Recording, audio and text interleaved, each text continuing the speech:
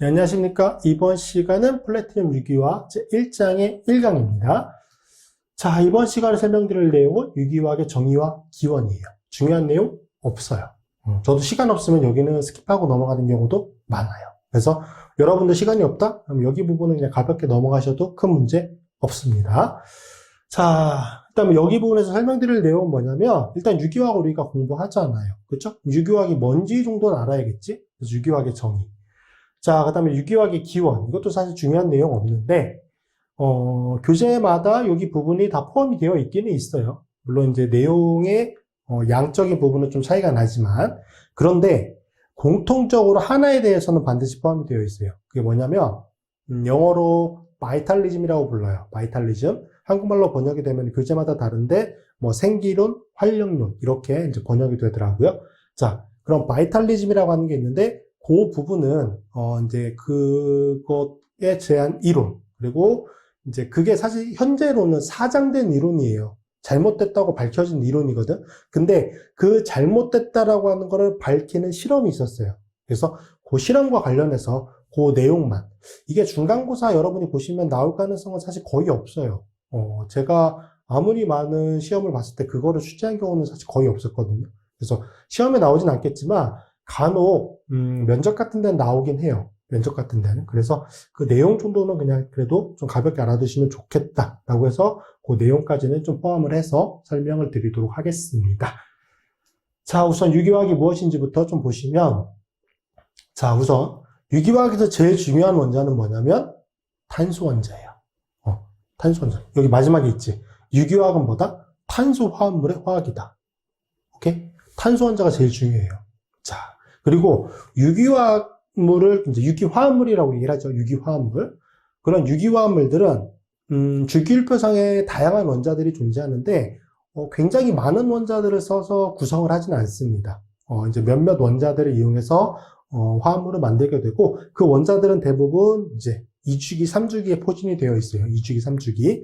1주기에도 존재하지 1주기에는 수소만 존재하는 거고 2주기에는 이제 제일 중요한 탄소 원자, 질소, 산소, 할로젠 그렇게가 이제 제일 중요하고 그다음에 이제 탄소 원자 앞쪽으로 붕소 원자가 있죠. 붕소 원자도 이제 간혹 그 붕소 원자 자체가 중요한 건 아닌데 그게 붕소 화합물이라고 해서 이제 그것들이 반응에 관련되는 시약이나 이런 걸로 많이 포함이 되거든요. 그래서 그 부분도 좀 알아두셔야 되고 3주기로 넘어가면은 알루미늄, 그다음에 실리콘 그리고 그것들은 아주 중요하진 않은데 그것도 이제 시약과 관련해서 조금 이제 알아두셔야 되는 원자들이고 3주기에서 제일 중요한 거는 인원자와 황원자죠. 그 두 가지.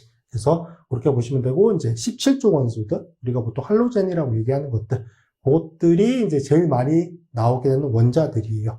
그래서 그 원자들을 이용해서 분자를 만든다. 기억해 두시고 자, 그래서 핵심 원자인 탄소 원자와 또 다른 탄소 원자 및 다양한 헤테로 원자와 결합해 만드는 유기화합물의 물리학적인 특성, 입체화학 및 이들의 화학 반응에 대해서 다루는 학문이다. 라고 정의가 됩니다. 제일 중요한 건 뭐냐면 여기 화학 반응이에요. 전자의 이동을 통해서 이제 화학 반응이 일어나거든요. 그거를 분석하는 능력이 제일 중요해요. 유기화학적으로. 이게 1장 유기화학을 공부하시고 되게 어려운 것 같아. 막 좌절하시는 분들이 계시거든. 근데 1장은 진짜 별거 없는 내용이에요. 그러니까 뭐 어렵지 않다, 중요하지 않다 이렇게 보는 관점이 아니라 이게 유기화학이라고 하는 전체 공부해야 될 내용을 봤을 때 1장은 정말 그냥 미미한 부분이거든. 그래서 1장에서 너무 많은 에너지를 쓰실 필요도 없고 그렇다고 해서 뭐 1장을 또 설렁설렁 하기에는 1장이 유기화학을 공부하는 데 있어서 기본적인 내용이긴 하니까 어느 정도는 좀 봐두실 필요가 있다. 그리고 이제 그 수준은 제가 강의를 하면서 설명을 드릴 거예요. 이 정도까지는 알아두셔야 된다. 뭐 이런 거는 그냥 간혹 넘어가도 된다. 이렇게 설명을 드릴 거거든. 그래서 그 정도 수준에서 맞춰서 하시면 유기화학 공부하시는 데 있어서 부족한 내용은 없을 겁니다. 자, 앞에서도 말씀드렸다시피 유기화학은 뭐다? 탄소화합물의 화학이다. 꼭 기억해 두시고 그 다음 용어가 여기 하나 나왔는데 헤테로 원자. 헤테로 원자는 탄소 원자와 수소 원자 그 이외의 원자들 그것들을 이제 헤테로 원자들이라고 얘기를 합니다. 자, 그 다음에 유기화학의 기원 앞쪽에서도 말씀드렸다시피 저 바이탈리즘이라고 부르는 생기론 이것만 알아두시면 돼요. 근데 앞에서 말씀드렸다시피 생기론은 현재로서는 뭐? 사장된 이론. 왜냐하면 틀렸거든. 어느 한 시대에는 이게 당연히 맞는 거다 이렇게 받아들여졌지만 이거는 실험을 통해서 이 내용이 잘못됐다라고 하는 게 밝혀졌어요. 그러니까 사장된 이론인데 왜 사장이 됐는지 그거를 알아두시자는 얘기야.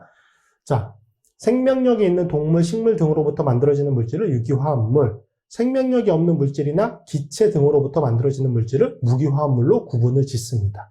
그러니까 물질을 유기물질, 유기화합물, 그다음에 무기물질, 무기화합물 이렇게 일단 구분을 해요. 자, 그리고 제일 중요한 게 이건데 유기화합물은 생명력이 있는 물질로부터만 만들어질 수 있고 특별한 생명력을 가지고 있다고 믿는 이론이에요. 이게 바이탈리즘이야. 자, 근데 이 이론이 잘못됐거든. 그거를 실험을 통해서 밝혔어요. 자, 그럼 여러분이 이게 잘못됐다는 걸 밝히고 싶어, 실험을 통해서. 그럼 그 실험을 어떻게 설계하면 될까요? 딱 한 번만 실험을 하면 되거든. 딱 한 번만.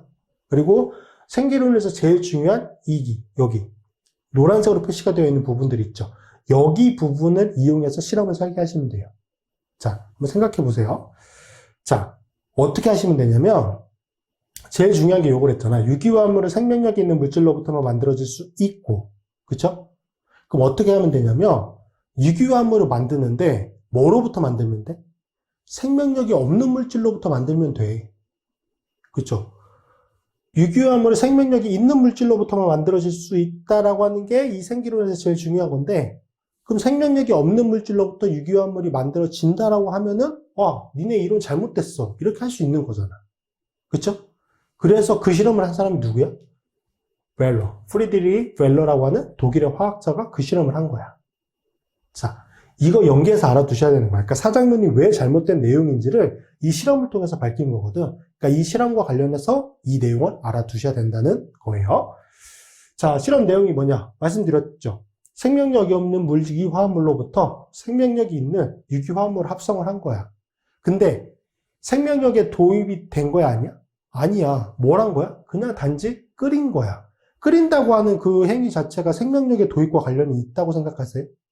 아니잖아. 그냥 물질의 상태만 변화시키는 그런 가열 조건이거든. 근데 무기화합물이 뭘로 바뀌었네? 유기화합물로 바뀌었네. 자, 간혹 이렇게 여쭤보세요. 왜 저 암모늄 사이애네이트라고 하는 거 무기화합물이고 우레아라고 하는 건 유기화합물로 구분을 합니까? 이거는 이 사람들이 그 당시에 이렇게 구분을 해놓은 거야. 우리가 이거에 대해서 왜 이게 무기화합물이고 유기화합물이고 이걸 알 필요는 없어요. 그거에 대해서 고민할 필요는 전혀 없어. 오케이? 그냥 암모늄 사이애네이트라고 하는 건 무기화합물로 우리가 구분을 하고 얘는 유기화합물로 구분을 한다. 오케이? 근데 무기화합물을 가열만 했더니 유기화합물로 변화가 됐네? 이해되셨죠? 이게 실험 내용이야. 실험의 A가 뭐야? 유기화합물은 생명력이 있는 물질로부터만 만들어지며 외부 생명력이 개입 없이 무기화합물의 유기화합물로의 전환은 불가능하다라고 정의를 했었거든. 근데 그게 잘못됐잖아. 근데 그 잘못된 내용이 뭐야? 생기론의 가장 핵심이야. 그러니까 어떠한 이론을 반박하고 싶다. 그 이론이 잘못됐다라고 하는 걸 반박하고 싶으면 그 이론의 가장 핵심적인 부분을 파고들면 돼요. 그거를 여러분이 어떤 실험을 통해서 깨트릴 수 있으면 그 이론이 잘못됐다라고 당당하게 얘기할 수 있는 거죠. 이런 실험을 통해서. 자, 이해되셨죠? 이게 이제 그렇게까지 중요하다고 볼 수는 없는데, 그래도 아까도 말씀드렸다시피, 간혹 이제 면접 같은데 이런 데서는 좀 물어볼 수 있는 내용. 뭔가 썰을 풀기가 좀 좋잖아요. 그렇죠? 그래서 그런 내용이니까 이 정도만 좀 확인을 해두시면 될 것 같습니다. 자, 이렇게 해서 1장 강의는 이제 마무리하도록 하겠습니다. 고생하셨고요. 다음 시간에 뵙도록 하겠습니다.